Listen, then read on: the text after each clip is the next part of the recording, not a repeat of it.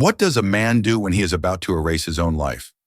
Arthur Sterling, at 68, found himself contemplating this very question, the weight of it pressing down on him more heavily than the combined mass of the 17 grand hotels that bore his family name. He sat in a glass-walled office that overlooked the sprawling, indifferent lights of New York City, a place that felt more like a mausoleum for his ambitions than a command center. On the polished obsidian desk before him lay a single formidable document, the final sale agreement to Apex Hospitality Group, a conglomerate known for its ruthless efficiency and its talent for stripping historic properties of their character, leaving behind sleek, profitable, and utterly soulless husks. His wife Eleanor would have called it a deal with the devil. But Eleanor was gone, silenced by a cruel and swift illness 3 years prior, and with her, the vibrant soul of the Sterling Hotel empire had seemed to vanish too. She had been the heart, the artist, the one who believed that a hotel was not merely a place to sleep, but a theater for life's most precious moments. He had been the architect, the businessman who built the stage. Without her, the stage felt empty, the lights harsh, the applause hollow.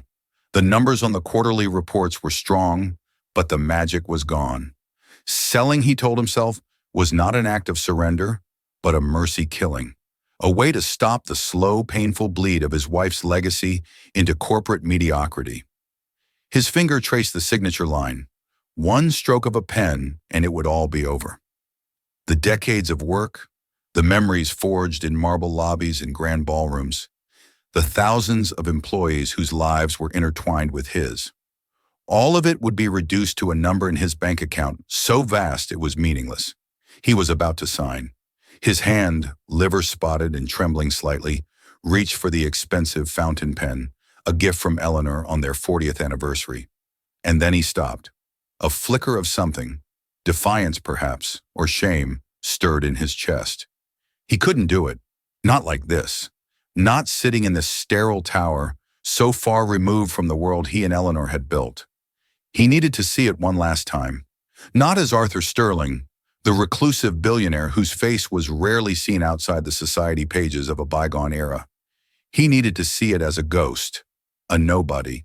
He needed to walk through the doors of his flagship, the Sovereign on Park Avenue, the very first hotel they had restored together, and see for himself if there was any soul left to save. He pushed the contract away. He buzzed his assistant. "Catherine, cancel my afternoon.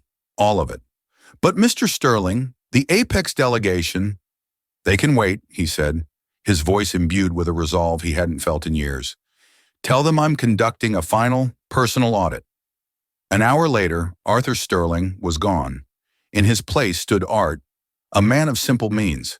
He had traded his bespoke suit for a worn tweed jacket, its elbows shiny with age. His handmade Italian leather shoes were replaced by a pair of comfortable scuffed loafers he hadn't worn in 20 years. He left his chauffeured limousine in the garage and took a yellow cab. The jarring lurches and the smell of stale air, a shock to his insulated system. As he stepped out onto the curb across from the Sovereign, the evening rain began to fall, misting the golden light that spilled from its grand entrance. For a moment, he was just another old man in the city, seeking shelter from the storm, and the anonymity was both terrifying and exhilarating. He was about to walk into his own kingdom as a pauper to see if the stories it told were still his, or if they had already been rewritten in the cold, hard language of profit and loss. What he was about to find inside would not just change his mind, it would resurrect his very soul. The great bronze doors of the Sovereign swung open with a silent, heavy grace, a testament to an era of craftsmanship that Arthur had once cherished.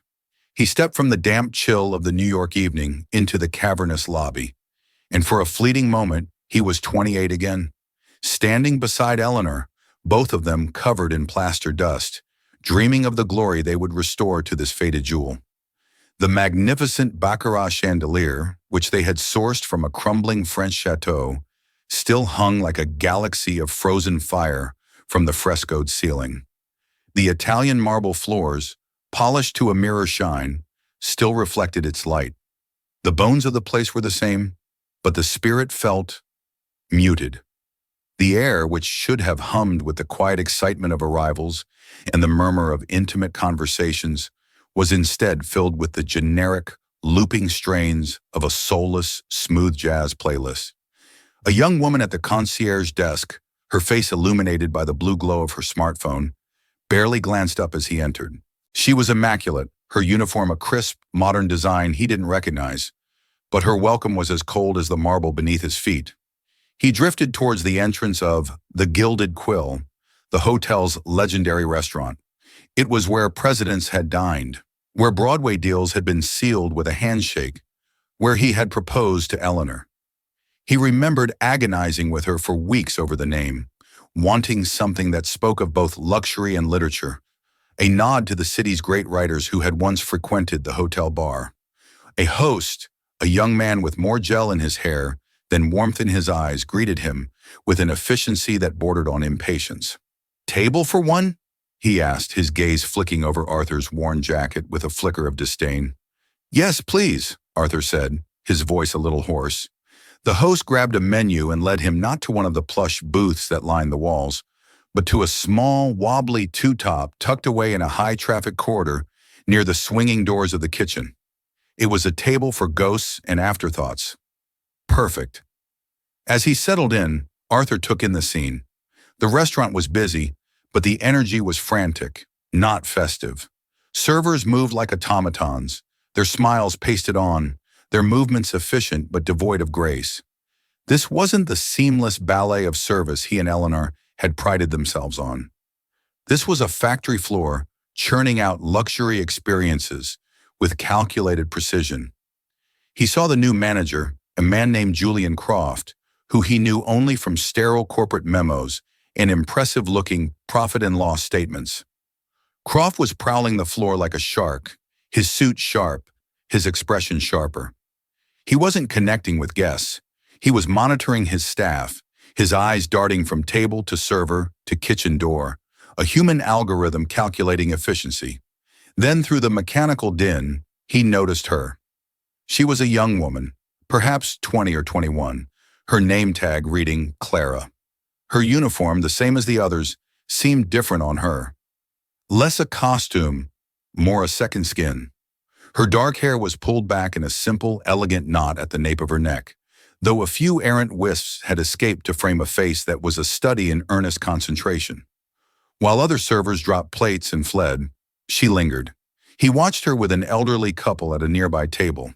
The woman was having trouble reading the menu. Clara didn't just read it to her. She knelt beside the table, her voice soft and patient, and described the dishes in a way that made them sound like poetry.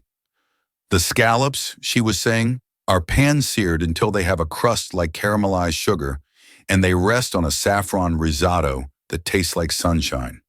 The old woman's face lit up. Arthur felt a pang in his chest, a ghost of a feeling he couldn't name. It was Eleanor. Eleanor used to say that a menu was a story, and a server was the storyteller. He watched Clara for the next 20 minutes, a silent observer at his forgotten table. She moved with a purpose that was different from the others. When a family with a restless child grew flustered, she appeared not with a look of annoyance, but with a small plate of specially cut fruit and a quiet word to the parents that seemed to instantly diffuse the tension. When she spoke to her tables, she made eye contact. She listened. In a room full of noise, she created pockets of genuine human connection. But he saw something else, too.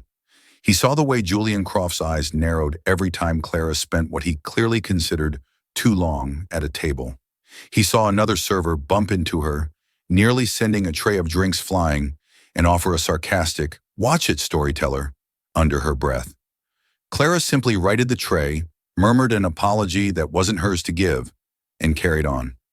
She was an island of old-world grace in a sea of chilly modernity, and the tide was clearly against her. Arthur was about to try and flag her down when he saw her talking to the host at the front. Her expression was anxious, pleading. He could only catch snippets of the conversation over the restaurant's chatter. "Grandmother, the payment is due Friday. I just need one more shift, a double on Thursday maybe?" The host shrugged dismissively. "Julian sets the schedule, Clara. You know the new policy, more part-timers, fewer full-time hours. It's about Flexible resource allocation. Clara's shoulders slumped, the light in her eyes dimming for a moment. She nodded, turned away, and pasted on her professional smile before heading toward her section. Arthur felt a knot of cold anger form in his stomach. Flexible resource allocation. That was the soulless jargon of Apex hospitality. It was already here. The infection was already in the bloodstream. His own dinner arrived, delivered by a server who mumbled the name of the dish and disappeared before Arthur could ask for a glass of water. The food was technically perfect but lacked soul, like a beautiful painting copied by a machine. His attention, however, remained on Clara. He saw her at the service station, her back to the dining room, quickly refilling salt shakers. Her hands were moving with practiced speed, but her head was bowed. She thought she was hidden from view in the bustling alcove between the dining room and the kitchen. For a single unguarded moment, she pressed the heels of her hands into her eyes, her shoulders shaking with a silent, desperate sob. It lasted only seconds. She took a deep, shuddering breath, squared her shoulders, and turned back toward the chaos, her face a mask of serene composure once more. But Arthur had seen it. He had seen the crack in the beautiful facade. He had seen the raw, human pain that the new, efficient, optimized Sterling Hotel was causing. And in that moment, the sale of his company ceased to be a business decision. It became personal. He waited, nursing a cup of coffee he didn't want, watching the drama unfold. He watched as Julian Croft approached Clara, his voice a low, menacing hiss that still carried to Arthur's nearby table. "Clara, you spent 7 minutes at table 12. 7. Our target is 4.5. They're here to eat, not get a history lesson. This isn't a museum." "They were asking about the painting," Clara replied, her voice steady but quiet. "The one of the New York harbor. I was just telling them that the artist, James Hale, painted it from a room on the 5th floor of this very hotel in 1928. Mrs. Sterling, Eleanor, she bought it at auction to bring it back home." Arthur's heart seized. He remembered that day. He and Eleanor had been so excited, outbidding a major museum to reclaim a piece of their hotel's soul. Julian scoffed. "Nobody cares about Eleanor Sterling anymore. They care about fast service and a strong Wi-Fi signal. Get your head in the game, or I'll find someone who will." He swept away, leaving Clara standing there, her face pale. She looked at the painting, her expression one of profound sadness, as if she were mourning not just a piece of art, but an entire lost world. The sight of this young woman, a complete stranger, grieving for his wife's legacy more than he had in months, struck Arthur with the force of a physical blow. He needed to talk to her. He needed to understand. He finally caught her eye and gave a small, gentle wave. She approached his table, her professional smile back in place, though he could now see the strain at its edges, the faint redness around her eyes. "Is everything all right, sir? Can I get you anything else?" "Everything is adequate," Arthur said softly, "but my curiosity is not. You seem to know a great deal about this place, about its history." For the first time that evening, a genuine spark ignited in Clara's eyes, chasing away some of the weariness. "Oh yes, I love it here. The history, I mean. Most people just see a fancy hotel, but these walls have seen so much. Every piece of furniture, every painting has a story." "Like the James Hale painting," Arthur prompted gently. Her face lit up. "You heard. Yes, exactly. And the wood for the bar was salvaged from a 19th century schooner that used to sail into the harbor Hale painted. Eleanor Sterling insisted on it. She said she wanted people to feel the city's history, not just look at it." She leaned in a little, her voice dropping to a conspiratorial whisper. "I have a book, an old staff ledger from the 1930s I found in a storage closet. It's filled with anecdotes and stories from the people who worked here. It's like a secret history." "Why do you do it?" Arthur asked, genuinely fascinated. "Why learn all of this?" Clara looked almost shy. "I'm studying to be an archivist, or a historian. I believe that stories are the most valuable things we have. They're what connect us to the past, and if we lose them, we lose a part of ourselves. This hotel, it's a living archive. I just feel like someone should be here to remember." She stopped, a blush creeping up her neck. "I'm sorry, I'm talking too much.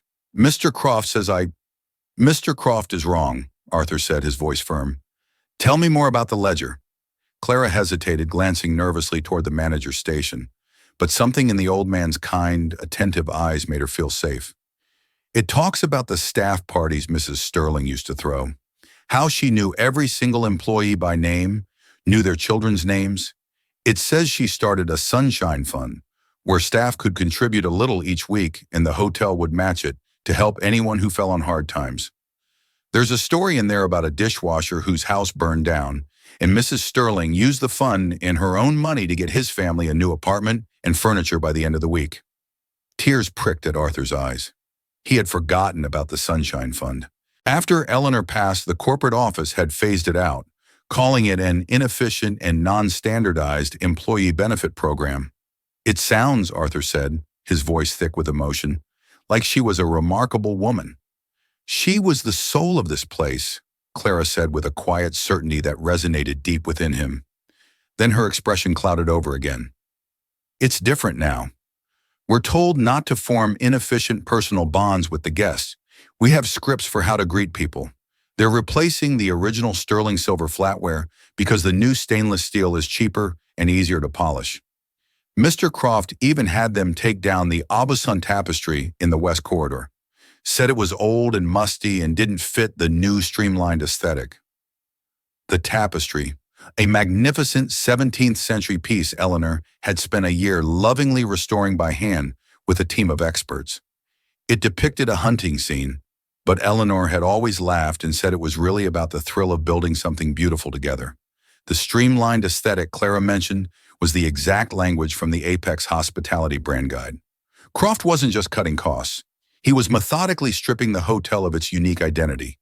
He was preparing the bride for her new, abusive husband. He was digging the grave while the patient was still breathing. And Clara, this young, observant archivist in training, was the only one chronicling the murder.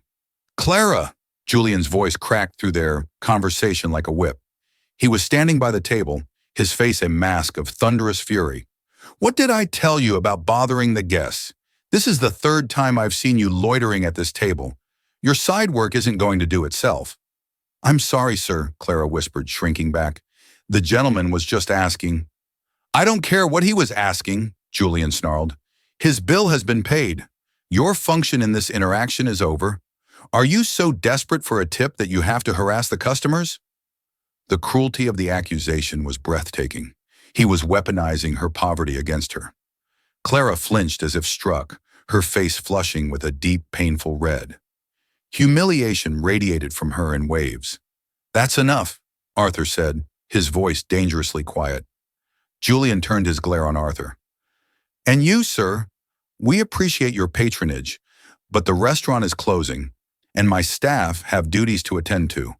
I must ask you to leave." "I don't think so," Arthur said, slowly pushing his chair back. He looked at Clara, at the unshed tears of shame glittering in her eyes. He saw her glance toward the exit, her entire body language screaming that she just wanted to run, to disappear. But then, something shifted. She straightened her back, just a fraction of an inch. She met Arthur's gaze, and in her eyes he saw not just hurt, but a spark of the same defiance he'd felt in his office just hours before. "This man," Arthur said, his voice rising, gaining the timbre of command that had been dormant for 3 years, "was not bothering me. He was not being harassed, and he was not loitering. He was, in fact, conducting an audit." He rose to his full height, and though he was older and slightly stooped, an aura of indisputable authority seemed to expand around him, silencing the nearby clatter of cutlery and the hushed conversations of the remaining staff. Julian's sneer faltered, replaced by a flicker of confusion. "An audit? I am the manager here.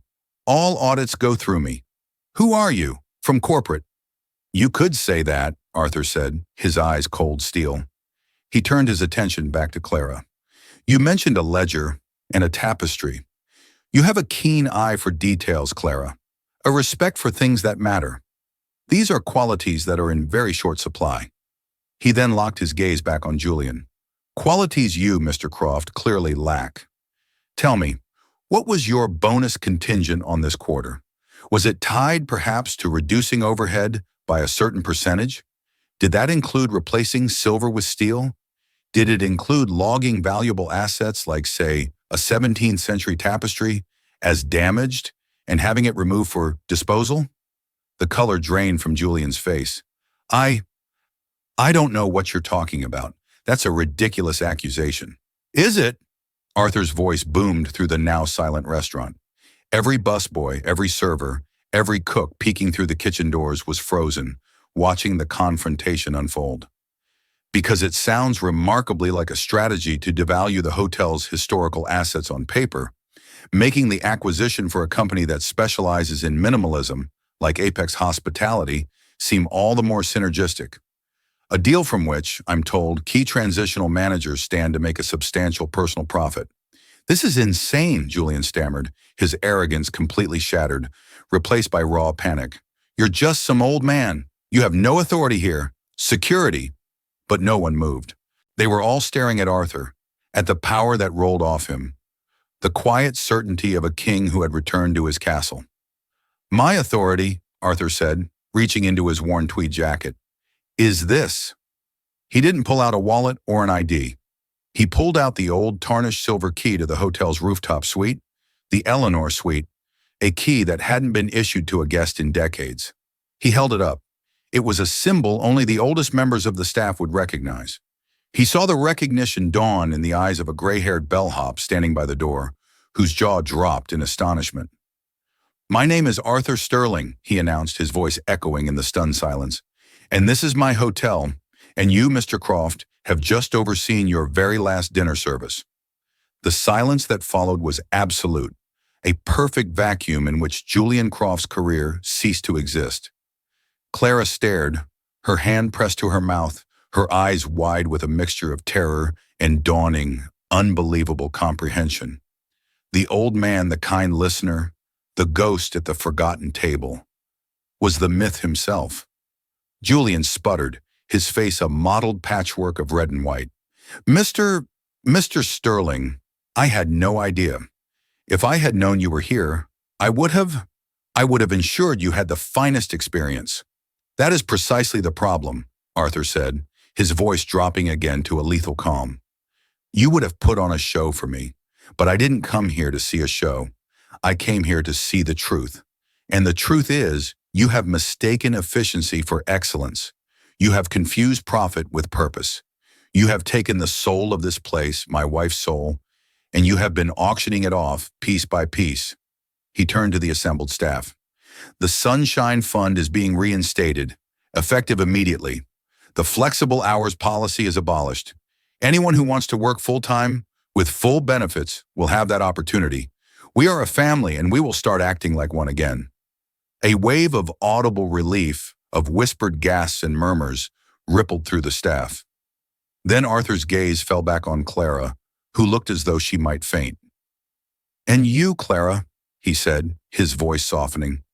You reminded me of something I had long forgotten, that the stories are the most valuable things we have, that a business without a memory is just a collection of bricks and balance sheets.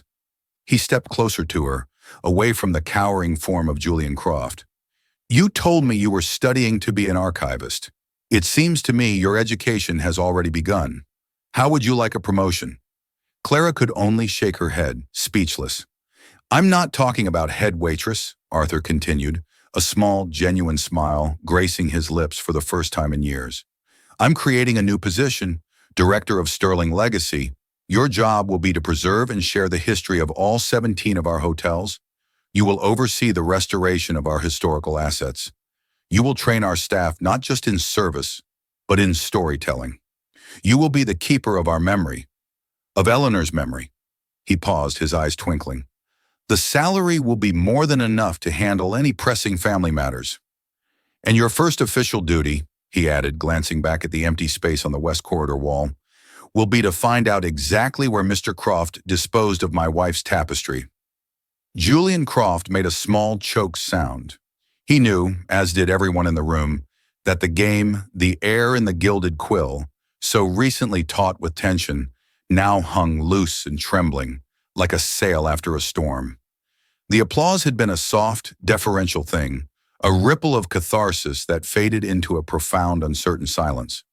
Julian Croft was gone, a phantom erased by the quiet authority of a king reclaiming his throne.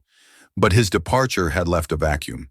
The remaining staff stood frozen in their positions, a tableau of busboys holding trays, servers clutching napkins, and cooks peering from the kitchen, all eyes fixed on the two figures at the center of the room. The myth made flesh, and the girl in the waitress uniform who had somehow summoned him. Clara felt as though the world had tilted on its axis. The marble floor seemed to fall away beneath her feet, and the great baccarat chandelier above swam in her vision. One moment she was an insignificant cog in a ruthless machine, bracing for termination. The next, she was the fulcrum upon which the entire Sterling Empire had pivoted. The whiplash was nauseating. Arthur Sterling. The Arthur Sterling, the name itself was a foundation stone of the city, a whisper in boardrooms, a signature on institutions. And he was looking at her, not with the distant appraisal of a billionaire, but with an expression of weary, profound gratitude. He broke the spell. Instead of addressing the room with a grand pronouncement, he turned to the old bellhop, who still stood sentinel by the door, his posture radiating a satisfaction 45 years in the making. "Charles, isn't it?" Arthur's voice was softer now, devoid of the booming command he had used to dismantle Croft. Charles's eyes widened, a flicker of disbelief that the owner would remember his name after so long. "Yes, Mr. Sterling, it is." "Thank you, Charles," Arthur said simply, "for your loyalty.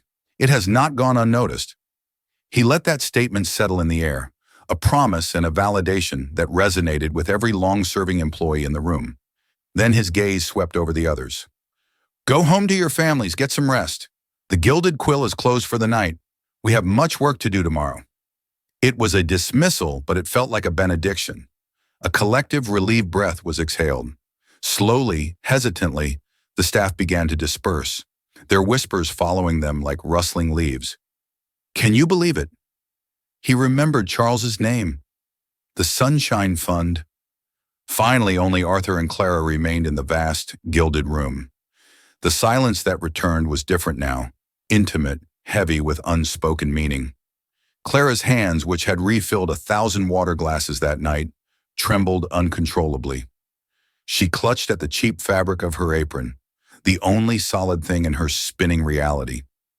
"Sir, Mr. Sterling, I don't know what to say," she stammered, the words feeling pitifully small. "There's nothing you need to say," he said, his eyes tracing the lines of the room as if reacquainting himself with an old friend. "But there is something I would ask of you. Will you walk with me, Clara?" It wasn't a command. It was a genuine, almost humble request. She could only nod, her throat tight. He led the way, not towards the grand exit, but deeper into the hotel's heart.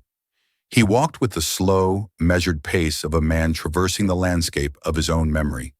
His worn loafers were silent on the marble, while her standard-issue server shoes squeaked softly, a ridiculous counterpoint to the monumental silence. They passed the shuttered entrance to the grand ballroom, its doors ornately carved with scenes of music and celebration. Arthur paused, his hand resting on the cool brass of the handle. "Eleanor and I danced here the night we bought the hotel. There was no music. The power was out. We had a single lantern, and the whole place smelled of dust and decay. But she said she could hear the orchestra of the future." He looked at Clara, his eyes distant. She believed this place had a memory, that the joy of every celebration it had ever hosted was absorbed into the plaster and the wood, and that it was our job to be stewards of that joy. He sighed, a sound that seemed to carry the weight of 3 years of solitary grief. "I had forgotten what it felt like to be a steward. I became a simple gatekeeper." Clara listened, her heart aching for this powerful, lonely man. She was no longer just a waitress. She was a confessor, a witness to a grief he had hidden from the world. He was giving her the context for the crown he had just placed on her head, and its weight was immense. Their journey ended before a set of private elevator doors she had only ever seen senior management use. He produced the old silver key from his pocket and unlocked it. The elevator ascended smoothly, opening directly into a space that took her breath away. The Eleanor Suite. It was less a hotel room and more a magnificent apartment, frozen in time. The air was still and held a faint, lingering scent of lavender and old books. Sunlight, long since faded from the curtains, had left ghostly patterns on the Persian rugs. It was a shrine, untouched and immaculate. On a grand piano in the corner sat a single-frame photograph. It was of a younger Arthur and a vibrant, laughing woman with eyes that sparkled with fierce intelligence and warmth. Eleanor. Her presence was so potent, it felt as if she had just stepped into the next room. She designed all of this herself, Arthur said, his voice thick with emotion. She said a presidential suite shouldn't feel presidential. It should feel like the home you always wished you had. He walked over to a heavy mahogany desk and beckoned Clara closer. He opened a drawer and from it, he carefully lifted a large leather-bound book. It was far older and more ornate than the staff ledger Clara had found. The cover was embossed with a simple, elegant E.S. My offer to you, Clara. It was not a whim. For 3 years, I have been drowning in reports, in spreadsheets, in projections from men like Julian Croft. They gave me data, but no wisdom. You, in 5 minutes, gave me clarity. You showed me that I was about to sell not just a portfolio of properties, but a library of stories. He placed the heavy book on the desk. This was my wife's, her personal journal, her scrapbook, her grand vision. It contains sketches for fabrics, notes on menus, ideas for charities, and hundreds of pages on what she called the philosophy of place. She believed a hotel's soul was a tangible asset, one that had to be cultivated. I thought it was her art, her passion. I never realized it was also our most vital business plan. He opened the book to a random page. It was a beautiful ink drawing of a rose with meticulous notes on its cultivation. Beside it, Eleanor had written, "The purpose of beauty is not merely to be seen, but to make the guest feel seen. A rose on the nightstand says, 'We thought of you before you even arrived.'" It is the first sentence in a conversation. "The director of Sterling Legacy," Arthur said, turning to face her, his eyes locking with hers. "It's not a title. It is a trust. Your job, should you accept it, is to take this book, her vision, and make it breathe again within these walls. Not just to preserve the past, but to use its wisdom to build our future. This will not be easy. You will face resistance. You will be doubted. But you will have my complete, unwavering support. And you will have her," he said, gesturing to the book. "She will be your guide." Clara looked from the book to the photograph on the piano to the kind, broken man before her. The fear was still there, a cold knot in her stomach, but it was now mingled with a burgeoning, fierce sense of purpose. This wasn't a handout. It wasn't charity. It was a calling. She was being asked to be a librarian for a soul. "Yes," she whispered, her voice finally steady. "I accept." The first day of her new life was a study in surreal contrasts. Catherine, Arthur's formidable and hyper-efficient executive assistant, had arranged for a car to pick her up. She arrived at the Sterling corporate headquarters, the sterile glass tower Arthur had abandoned, wearing a new, slightly too stiff pantsuit, feeling like a child playing dress-up. Catherine, a woman with a no-nonsense demeanor that hid a surprising kindness, greeted her not with suspicion, but with a small, conspiratorial smile. "I've been fielding calls from the Apex board since 6 a.m., Catherine said, handing Clara a cup of coffee. "They're apoplectic. They are claiming breach of a letter of intent and are threatening a hostile takeover bid. Arthur is with the lawyers. He wanted you to have a quiet first day to get your bearings." A hostile takeover. The word sent a fresh jolt of terror through Clara.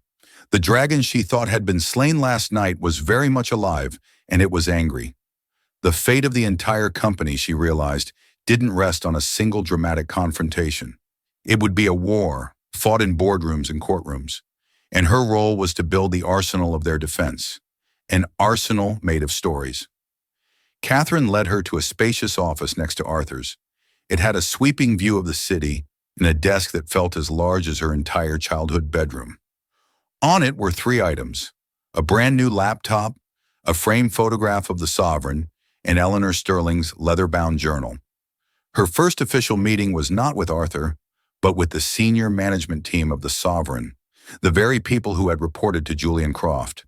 It was held in a sleek, impersonal boardroom, and as Clara walked in, a dozen pairs of eyes assessed her. She could feel their thoughts. The waitress, the charity case. The air was thick with skepticism and resentment. The most hostile gaze came from a sharply dressed woman in her 50s named Diane Finch, the hotel's director of finance. She had been a Croft protege, a zealot of the bottom line. "So, Clara," Diane began, her voice dripping with condescension as she reviewed the preliminary budget request Clara and Catherine had prepared.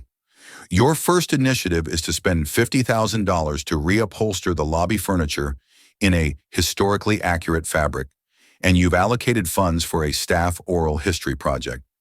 Can you explain to us the projected ROI on nostalgia?" The room was silent. This was the test. Clara's heart hammered against her ribs. She could feel the inadequacy rising, threatening to choke her. She took a breath and opened the folder in front of her. She didn't have Eleanor's journal with her. She needed to do this on her own. She thought of the ledger, of Charles the bellhop, of the stories. "The ROI, Ms. Finch," Clara said, her voice clearer than she expected, "is in differentiation. In a market saturated with luxury brands that all offer the same minimalist aesthetic and predictable amenities, our history is the one asset they cannot replicate. That sterling blue velvet isn't just a color. It was commissioned by the Sterlings in 1932, during the depths of the Depression. It was a defiant splash of color in a gray world. It became a symbol of resilience. Newspapers wrote about it. It drew people in because it offered them a feeling of hope. It was the marketing campaign. We're not just reupholstering furniture. We're reclaiming a legendary brand identity." She paused, then continued, her confidence growing. "And the oral history project isn't about nostalgia. It's about data collection. The institutional knowledge held by employees like Charles is invaluable. He knows the preferences of generations of repeat guests. He knows the quirks of the building the engineers have forgotten. He knows which room has the best morning light. That's data that our algorithms can't capture. By documenting it, we create a richer, more personalized guest experience, which in turn drives loyalty and repeat business. We stop selling rooms and we start selling a relationship with our guests." That is the ROI. A few of the managers shifted in their seats, their expressions softening from skepticism to thoughtful consideration. Diane Finch, however, remained unmoved, her lips pressed into a thin, unimpressed line. The battle was not yet won, but Clara had held her ground. She had translated soul into strategy. In the weeks that followed, Clara immersed herself in the archives, which became her sanctuary and her war room. She discovered that Croft's regime had been even more insidious than she'd imagined. He hadn't just been cutting costs, he'd been systematically preparing the hotel for an apex takeover. Valuable antiques had been sold off and replaced with cheap replicas. Long-standing relationships with local artisans and suppliers, the baker who made their signature brioche for 60 years, the family-run laundry that knew how to handle antique linens, had been severed in favor of soulless national vendors. It was a scorched earth campaign against the hotel's very identity. Her greatest discovery came one rainy afternoon. Tucked into a hidden pocket in the back of Eleanor's journal, she found a slim portfolio of architectural drawings and a multi-page typewritten proposal. It was dated just 6 months before Eleanor's final illness. It was a bold, visionary plan for the future of Sterling hotels, a project she had called the Lighthouse Initiative. It was a blueprint for transforming the hotels from simple luxury accommodations into vibrant cultural and community hubs. It detailed plans for artist-in-residence programs, partnerships with local conservatories for live music, and the conversion of underused rooftop spaces into community gardens to supply the hotel kitchens. Most radically, it proposed a new foundation, funded by a percentage of the hotel's profits, to provide hospitality training and scholarships for underprivileged youth in each city a Sterling hotel operated. It was Eleanor's ultimate rebuttal to the idea that profit and purpose were mutually exclusive. It was her soul, codified into a business plan. Arthur had never seen it. In her grief, he had packed away her office without ever going through her final projects. Armed with this, Clara knew what she had to do. The fight against Apex couldn't just be defensive. They had to present a new vision so compelling, so powerful, that Apex's offer of sterile efficiency would seem not just undesirable, but sacrilegious. The final confrontation came at an emergency meeting of the Sterling Board of Directors. Apex had made their formal, hostile offer, and it was tempting. It promised a massive, immediate payout to the shareholders. The boardroom was tense, the members torn between the allure of easy money and their long-standing loyalty to the Sterling name. The lawyer spoke first, outlining the financial risks and rewards. Then Diane Finch gave a presentation, arguing that the Apex deal was the only logical choice in the current market. Then it was Clara's turn. She walked to the podium, a simple folder in her hands, her heart pounding a steady, resolute rhythm. She was no longer the frightened waitress. She was the keeper of a legacy. She began not with numbers, but with the story of the dishwasher whose house had burned down, and how Eleanor's Sunshine Fund had given him a home. She told them about the sterling blue velvet and the hope it represented. She played them a short, recorded interview with Charles the Bellhop, his voice filled with pride as he described the day he helped a young John F. Kennedy carry his bags. For the past 3 years, she said, her voice ringing with passion, we have been managing a museum, a beautiful, fading museum. Apex Hospitality wants to buy the building, strip it of its artifacts, and turn it into a modern art gallery. Clean, profitable, and utterly forgettable. But I am here today to propose a different path. Not to go back to the past, but to fulfill the future that was stolen from us. She then unveiled the Lighthouse Initiative. She laid out Eleanor's plans, updated with modern projections, and a clear, phase-by-phase implementation strategy. She showed them how creating community ties and cultural relevance wasn't just philanthropy. It was the ultimate marketing strategy, a way to embed the Sterling name into the very fabric of the city. Apex offers our shareholders a one-time profit, she concluded, her eyes sweeping across the room.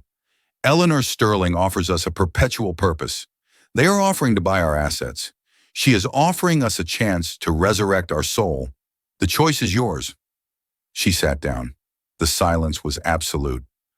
Then Arthur Sterling, who had been sitting silently at the head of the table, rose to speak. He didn't look at the board members. He looked at Clara and then at the empty chair beside him where Eleanor should have been. For 3 years, he said, his voice raw with a pain that was finally healing. I have been a ghost in my own life. I lived in the house my wife made a home, and I ran the company my wife gave a soul, and I failed to truly see either of them. I was about to sign away her life's work as a business transaction, but a young woman who was being paid by the hour to serve scallops reminded me of what it truly means to be a Sterling. It is not a name on a building, it is a promise of grace, of community, of beauty, a promise to be a lighthouse. He finally turned to the board. The Apex offer is an exit. The Lighthouse Initiative is a legacy. I know which one Eleanor would have chosen, and I know which one I am choosing now. I am voting no on the sale, and I am personally pledging the initial funds to launch the Sterling Lighthouse Foundation. I ask you to join me. The vote was a mere formality. The spell was broken. The spirit of Eleanor Sterling, channeled through the voice of a young historian, had filled the room, and against it, the cold logic of Apex Hospitality stood no chance. 6 months later, Arthur stood on the rooftop of the Sovereign. The ornamental grasses were gone, replaced by rich, dark soil from which the first buds of the Eleanor Sterling rose were beginning to emerge. Volunteers from a local youth center, the first beneficiaries of the Lighthouse Foundation, worked alongside Clara's own grandmother, their laughter carrying on the crisp autumn air. The hotel wasn't just a building anymore. It was an ecosystem of people. Below, the city glittered. He no longer saw it as a mausoleum. He saw it as a forest of stories, and his hotel was the tallest tree. Clara walked over to him, wiping soil from her hands onto her jeans. She wore her executive role with an easy grace now, but she was happiest here, with her hands in the dirt, cultivating something real. The artist in residence has just arrived, she said, her smile bright. She's a young poet from the Bronx. She says she wants to write about the secret lives of hotel rooms. Eleanor would have loved that, Arthur said, a genuine warmth spreading through his chest. He looked at Clara, at the passion and intelligence in her eyes, so reminiscent of his wife. He had sought to save a memory and had instead found a future. He had found his heir. I never thought I would feel this way again, he confessed, his voice quiet. I thought my story was over. The epilogue had been written. Clara looked out at the sprawling city, then back at the budding roses. Stories don't end, Arthur, she said softly. They just wait for a new storyteller to pick up the thread. A young couple with a tired-looking child walked out onto the terrace. A staff member, one of the new hires trained in Clara's legacy program, greeted them. Welcome, the young man said with a smile. Did you know the roses we're planting were first bred by Eleanor Sterling herself?